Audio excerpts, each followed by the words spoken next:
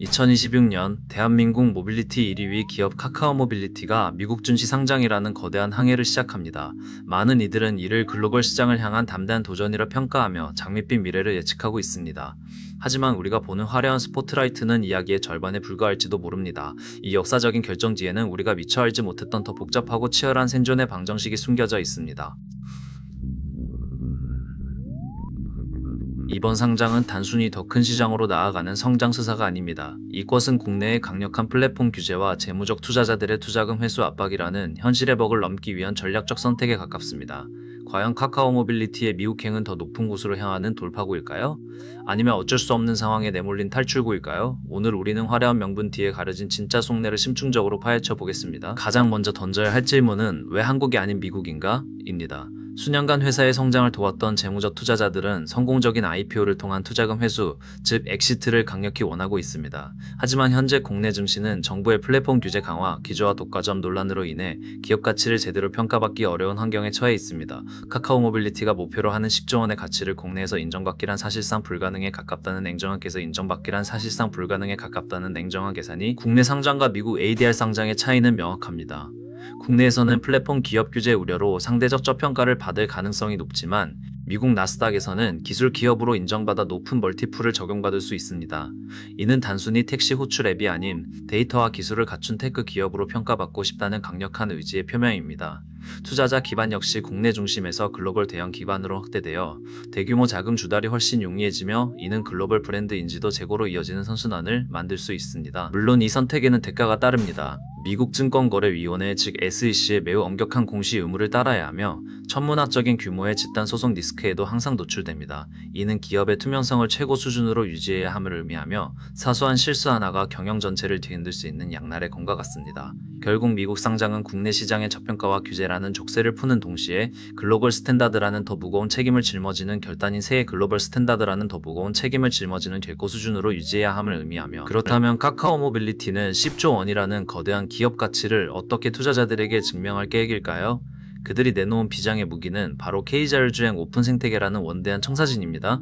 이것은 단순히 완성차 업체와 경쟁하여 또 하나의 자율주행차를 만드는 것이 아닙니다.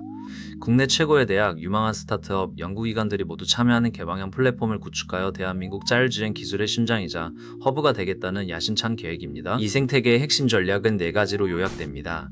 첫째, 레벨 4 수준의 완전 자율주행 기술을 자체적으로 내재화하여 단순 중개 플랫폼을 넘어선 기술 기업으로 거듭나는 것입니다.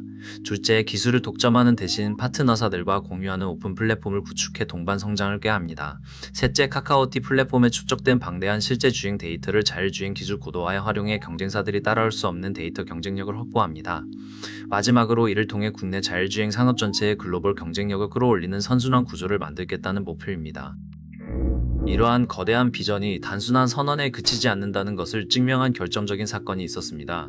바로 사우디아라비아의 스마트시티 디리아 프로젝트에서 통합 모빌리티 솔루션, 즉 마스 구축 사업을 수주한 것입니다. 이는 카카오 모빌리티의 기술력이 국내를 넘어 막대한 자본이 투입되는 미래형 도시 프로젝트에서도 통할 수 있음을 입증한 역사적인 쾌거입니다.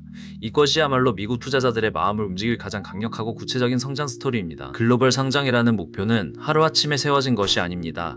카카오 모빌리티는 이미 수년 전부터 이 거대한 계획을 위해 물밑에서 치밀하게 움직여왔습니다. 그 첫 단추는 바로 회계 기준의 변경이었습니다.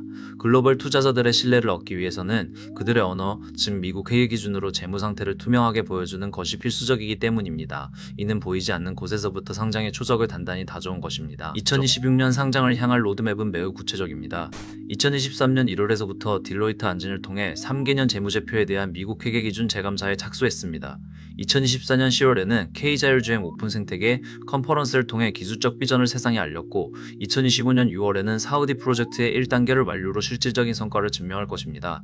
이 모든 과정을 거쳐 2026년 상반기 미국 증권거래위원회에 증권신고서를 제출하고 하반기에는 마침내 ADR 상장을 목표로 한 것을 통해 기술적 비전을 세상에 알렸고 하고 있습니다. 이 여정에 힘을 싣는 또 다른 증거는 바로 주관사 그룹의 이름값입니다. 뱅크 오브 아메리카, 모건 스탠리, UBS 이들은 전 세계 금융시장을 움직이는 움직이는 최고의 투자은행들입니다.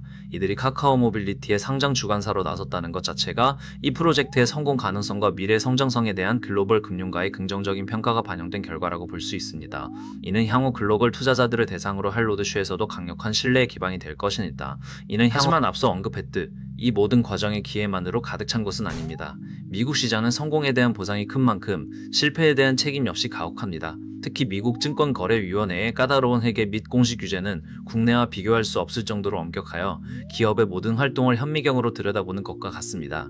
작은 흠결이라도 발견될 경우 주가에 치명적인 영향을 미칠 수 있으며 투자자들의 신뢰를 한순간에 잃을 수도 있으며 투자자들의